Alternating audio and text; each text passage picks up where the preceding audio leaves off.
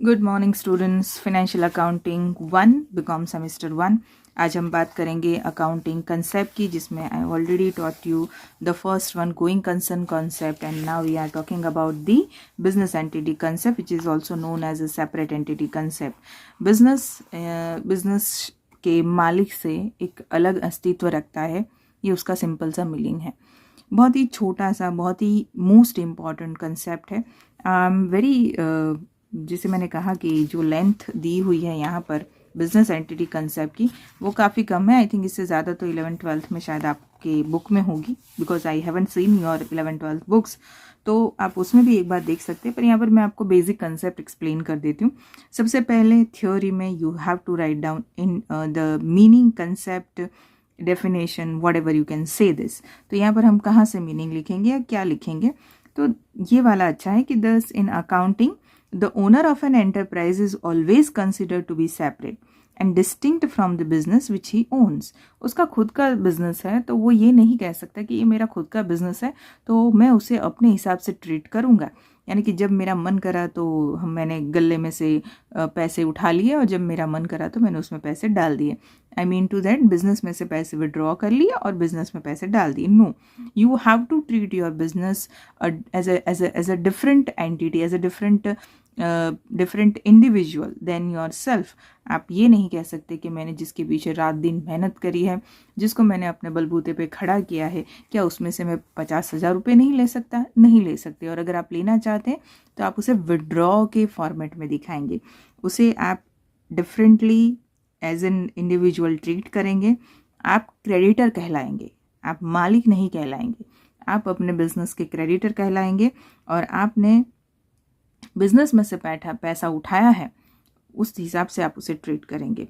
जब आप कैपिटल लेकर आते हैं तो आप बिजनेस के क्रेडिटर बन जाते हैं, आप अपने बिजनेस के क्रेडिटर बन जाते हैं, क्योंकि आपने बिजनेस में पैसा दिया है।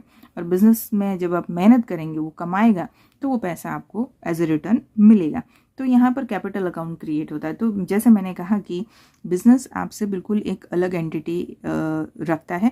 एक सिंपल सा एग्जांपल दूंगी, जिसमें कि सपोज एक हस्बैंड वाइफ एक बिजनेस रन करते हैं, या फिर एक चलो बिजनेस छोड़ दीजिए, एक छोटा सा ग्रोसरी स्टोर चलाते हैं। अब ग्रोसरी स्टोर्स में वही चीज़ें मिलती है जो रोज़ ज़िंदगी में यूज़ होती है, किचन में यूज़ होती है, घर में यूज़ होती है। तो ऐसा नहीं हो सकता कि आप घर में काम कर रहे हैं और आपको पता चलता है अरे यार नहाने का साबुन तो ख़त्म हो गया है, तो जाओ जरा जाके वहाँ से 2 साबुन लेकर आइए। आप ऐसा जब करते हैं तो आप बिज़नेस को एक अलग एंटिटी नहीं ट्रीट करते हैं। आपको पैसे देकर वो साबुन लेने चाहिए, and the reason is that you are treating your business as a different entity. मिठाई वाला अपनी दुकान की मिठाई टेस्ट के लिए भले लेता हो, लेकिन खड़ा है बेचने के लिए, और उसे मन करता है यार भूख लगी है और 4-5 लड्डू खा लिए, ये सीन इंडियन कल्चर में नहीं है। सबसे इम्पॉर्टेंट चीज़ मैं आपको यहाँ पर ये बताऊँगी कि जो हमारा कल्चर है वो इस चीज़ को बहुत पहले से मानता है। अकाउंटिंग कंसेप्ट और ये सब आए कहाँ से? तो सारा जो बेस है वो हमारे वेदों में ही है।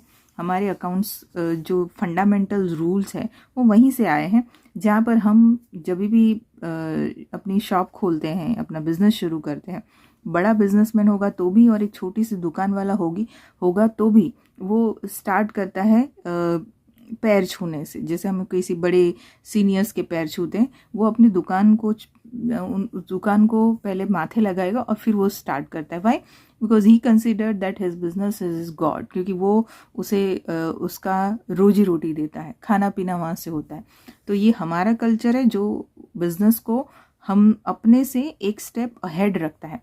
डिफरेंट एंटिटी तो ट्रीट करता ही है, लेकिन वो अपने से ऊपरी दर्जा देता है, ऊपरा स्टेटस देता है।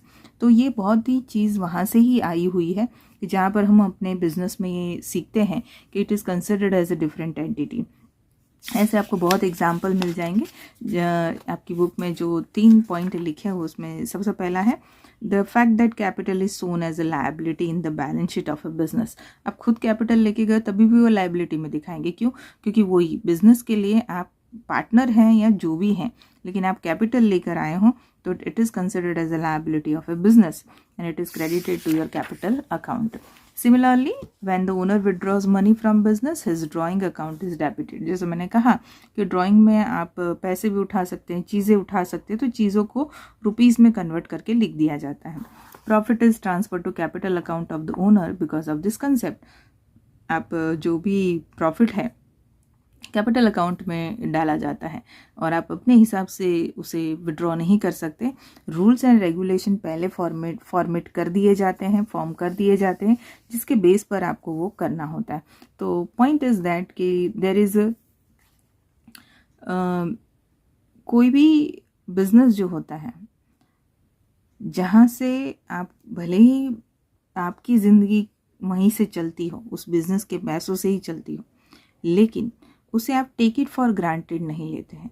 आप उसको अपनी ज़िंदगी से अलग रखते हैं, उसके पीछे आप दिन रात लगाते हैं, लेकिन जो भी उसमें ट्रांजैक्शंस होते हैं आपके पर्सनल और बिजनेस के, उसे आप डिस्टिंक्ट रखते हैं। और अगर आपको करना पड़े बिजनेस के साथ ट्रांजैक्शन, तो आप उसकी लीगल बाकायदा एंट्रीज करते हैं, लेजर्स बनाते हैं, सब्सिडरीज बनाते हैं, ट्रायल बैलेंस में एंट्री करते हैं। जब ये चीज़ नहीं होती है, जब ये चीज़ फॉलो नहीं होती है, तो उसे फ्रॉड कहते हैं। This is very simple. अगर आपने बिजनेस में से लाख रुपए उठाए हैं कि भाई मेरी बहुत इमरजेंसी रिक्वायरमेंट है और you haven't pass any entry transaction और उसे ट्रीट ही नहीं कर रहे हैं, तो that is considered as a fraud.